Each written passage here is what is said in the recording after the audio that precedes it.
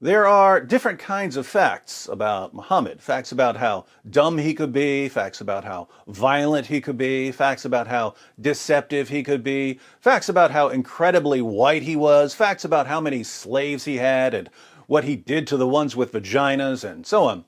But right now, you're going to learn my top 5 most disgusting facts about Muhammad. These are things that make you go... Things that make you go... Oh, am I right or am I right? Things that make you go... I think there should be some sort of reward for people who can make it through all 5 facts without vomiting. How about bragging rights in the comments section? Side note to the Muslims who are watching, I would love to see you explain fact number 1. Just remember, if you get mad, you're not getting mad at me, you're getting mad at the facts, all of which will be proven directly from your most trusted sources. So, defend your prophet, if you're able. Now, 4 out of the 5 nauseating facts you're about to ponder are unknown to almost everyone, especially to Muslims. Only one of them is slowly becoming common knowledge. This means that if you share these facts with your Muslim friends, 4 out of 5 of these facts will be almost completely new information to them. I would have liked to have this entire video be unfamiliar facts about Muhammad, but as much as I wanted to shine a light on Muhammad's secret pile of dirty laundry, I couldn't leave one somewhat well-known fact off the list.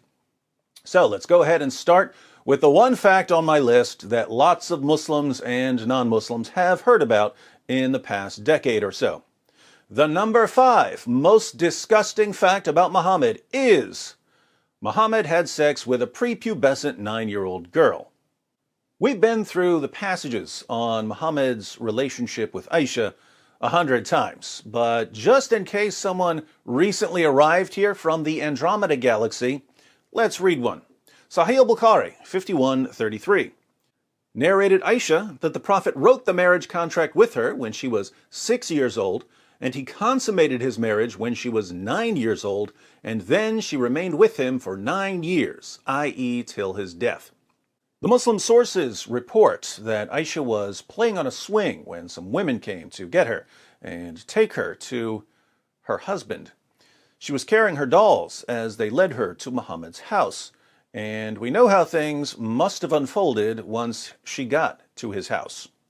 Clearly, he laid her down, took away her dolls, climbed on top of her, and forced his penis inside her. She didn't understand what was happening because no one bothered to tell her about sex. Frightened and confused, she cried because of the pain and bled all over her prophet's bed, but she tried to remain quiet out of respect for her new husband, who, in return, was endangering her life. Muhammad was more than 50 years old when he forced his penis inside his prepubescent 9-year-old child bride. But don't let that keep you from believing that he is, according to Surah 33, verse 21 of the Quran, a beautiful pattern of conduct. Glad we could get that one out of the way. Now for some fun. The number 4 most disgusting fact about Muhammad: Muhammad encouraged his followers to suck on each other's fingers. Islam is the only religion I'm aware of that promotes finger sucking. Sahih al-Bukhari 54:56. Narrated Ibn Abbas, the Prophet said, "When you eat, do not wipe your hands till you have licked it or had it licked by somebody else." Sahih Muslim 52:94. It was narrated that Ibn Abbas said, The Messenger of Allah said, when one of you eats some food, let him not wipe his hand until he has licked it or had it licked. Why did Muhammad want his followers to lick their fingers and to lick each other's fingers? He tells us, Sahih Muslim 5300. It was narrated from Jabir that the Prophet enjoined licking one's fingers and wiping the plate, and he said, you do not know in which part the blessing is. Muhammad goes through this in other passages. Long story short, Allah hides a blessing somewhere in your food, but you don't know where the blessing is hidden, so you should lick your fingers. If you want someone else to have the blessing, you tell him to lick your fingers. You'll be doing him a favor. You definitely don't want to simply wipe your hands on a napkin, because then the blessing will be on the napkin and Satan will steal it. Now, if you don't know much about how germs spread and why it's a bad idea to be sucking on other people's fingers, no worries. I promise you that by the time we get through fact number 2 and fact number 1, you'll understand perfectly why you should never, ever suck on another man's fingers. But before that, we have the number 3 most disgusting fact about Muhammad. Muhammad swapped spit with little boys. In Bukhari's Al-Adab al-Mufrad 1183, we read, it is related that Abu Hurairah said, I never saw Al-Hasan without my eyes overflowing with tears. That is because the Prophet, may Allah bless him and grant him peace, went out one day and I found him in the mosque. He took my hand and I went along with him. He did not speak to me until we reached the market of Banu Kainuka. He walked around it and looked. Then he left and I left with him until we reached the mosque. He sat down and wrapped himself in his garment. Then he said, where is the little one? Call the little one to me. Hassan came running and jumped into his lap. Then he put his hand in his beard. Then the Prophet, may Allah bless him and grant him peace, opened his mouth and put his tongue in his mouth. Then he said, O Allah, I love him, so love him and the one who loves him. According to another hadith, Musnad Ahmed 16245, Muhammad would suck on the tongues and lips of little boys. But fear not, he also guaranteed that if he sucked on a boy's tongue or lips, that boy's tongue or lips would never be tormented by hellfire. Creepiness factor 1,000,000. Now, if you're wondering whether you should let someone like Muhammad suck on your little boy's tongue, you should probably think carefully about the next fact. The number 2 most disgusting fact about Muhammad: Muhammad would have sex with 9 women and girls, but only take 1 bath. Sahih al-Bukhari 5068. Narrated Anas, the Prophet used to go round, have sexual relations with all his wives in one night, and he had 9 wives. Sahih al-Bukhari 5215. Narrated Anas bin Malik, the Prophet used to pass by, have sexual relation with all his wives in one night, and at that time he had 9 wives. So we're clear on the sex with 9 women and girls part, but check out the chapter heading of this hadith. Whoever had sexual intercourse with all his wives and then took 1 bath only. The Prophet Muhammad, history's greatest man, would have sex with 9 women and girls in one night in Medina, the armpit of Arabia, a city with an average high temperature of 109 degrees in the summer, but would only take 1 bath. Can you think of a problem? It's the smell. Back to an earlier point, let me ask the Muslims here. Suppose you were a companion of Muhammad. Think about being in this scenario.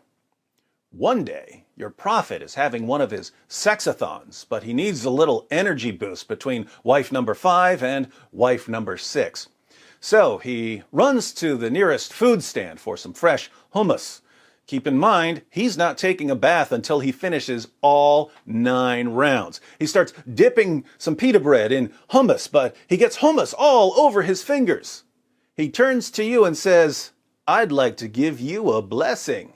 Lick my fingers clean. what do you do? Before you answer, there's one more fact on our list. The number one most disgusting fact about Muhammad: Muhammad was constantly covered in semen. Yeah, I said it. But don't trust me, trust his child bride, Aisha.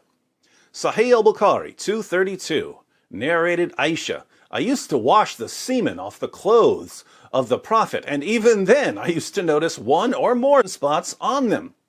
Sahih Muslim 669, it was narrated that Aisha said concerning semen, I used to scratch it from the garment of the Messenger of Allah. Sunan Ibn Majah 537, it was narrated that Aisha said, I often scraped it, semen, from the garment of the Messenger of Allah with my hand. Aisha, the semen-scraping prepubescent child bride. In Islam, she's called the mother of the faithful. Sahih al-Bukhari 230. Narrated Sulaiman bin Yasser, I asked Aisha about the clothes soiled with semen. She replied, I used to wash it off the clothes of Allah's messenger, and he would go for the salat, prayer, while water spots were still visible. Muslims of the world, why was your prophet always covered in semen? Let me give you the benefit of the doubt and assume that it was his semen. Why was your prophet always covered in his own semen? Masturbation wasn't allowed, so that wasn't the source of the semen. Coitus interruptus was frowned upon, meaning that he wasn't allowed to pull out of his wives or sex slaves. So where was all of this semen coming from? The most charitable conclusion here, if I'm being very, very generous, is that Muhammad must have used his garment, even the garment he would wear to the mosque, as a rag to wipe off his prophet penis after having sex. That's the nicest conclusion I can draw. Trust me, the other conclusions I can draw are much, much worse. Being as charitable as possible, because I'm a charitable kind of guy, I can only conclude that your prophet would have sex with 9 women and girls in a single night, use his own clothes to wipe off his private parts and possibly his wife's private parts after each round, take 1 bath after the entire 9 rounds, and not wash his clothes. Then he would put his clothes on and get ready to head to the mosque. And Aisha, the semen-scratching child bride, would see the semen stains all over him, so she would stop him and try to scratch off or wash off as much as she could. Muhammad would then go to the mosque with wet spots still visible on his clothes. Would you want to be around this guy? Would you want to give him a hug and have his clothes pressing up against yours? Would you want to suck on his fingers? Would you want to suck his fingers clean after lunch? Would you want him sucking on your toddler's tongue? Would you want him marrying your prepubescent daughter? Have you ever met anyone in your entire life who was filthier and more disgusting than Prophet Muhammad?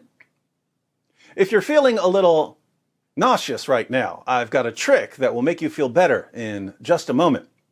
But before Dr. Wood cures your nausea, be sure to subscribe and click the bell for notifications. I'm not on Facebook or Twitter, so please share this video on other platforms. As always, I'm not stingy with my content, so feel free to mirror my videos on your own channels. If you'd like another way to support the channel, you can click the join button to join the Boom Squad. There are other ways to support in the description box. In the comments, let me know if there are any other disgusting facts about Muhammad that I should have included on this list. If you're a Muslim, be sure to share with us how you reconcile your conviction that Muhammad is a wonderful moral example with the facts I've presented. Facts you're hearing for the first time, because, let's face it, your imams don't tell you this stuff. All right, Dr. Wood to the emergency room for a mass outbreak of nausea. What's the remedy for stomach problems? Everyone who's been following my channel, all together now. camel urine. Muhammad's miracle magic cure-all for stomach ills was camel pee. Of course, Muhammad told his followers that if you drank his urine, you'd never have an upset stomach again. Maybe I need to turn this into a top 10 list.